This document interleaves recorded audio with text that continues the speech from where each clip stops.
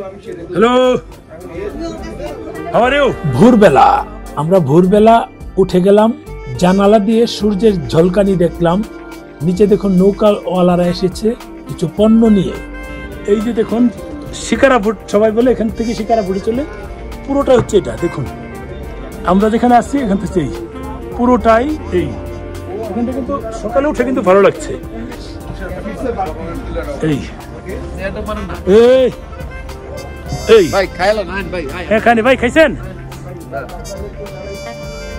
এই হলো এখানকার, আমরা এই বুটগুলিতে এসেছি। এসে ওখানে ছিল কয়েকটা রুম আমাদের, আর এটা ছিল আরেকটা অন্য ভাষা, আরেকটা ছিল, সব মিলিয়ে আমাদের এখানে থাকা।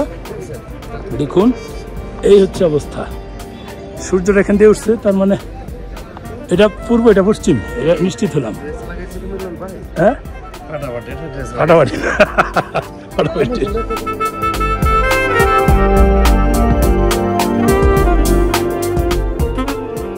এই নৌকার ভিতরেই দেখুন কত সুন্দর কারুকার্য করা।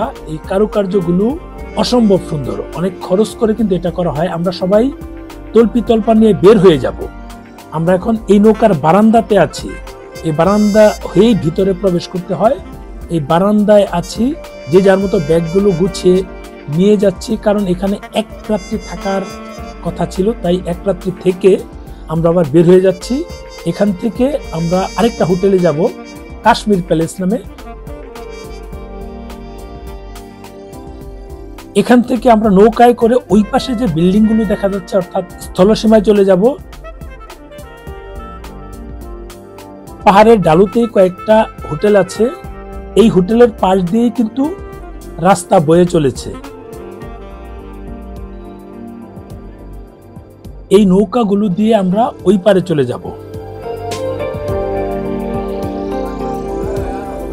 সকালের নাস্তা শেষ করছি, শেষ করে আমরা বের হয়ে যাব।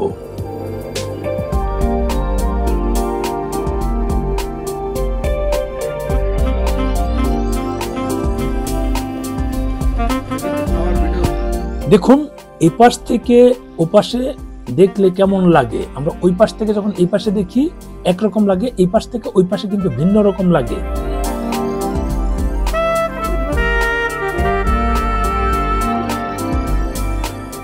ওই পাশে যে রাস্তা দেখা যায়, গাড়ি যাচ্ছে প্রায় 15.5 কিলোমিটার। এই পার ধরে ধরে কিন্তু রাস্তা, বিশাল এরিয়া, 15.5 কিলোমিটার কিন্তু অনেক দূরত্ব।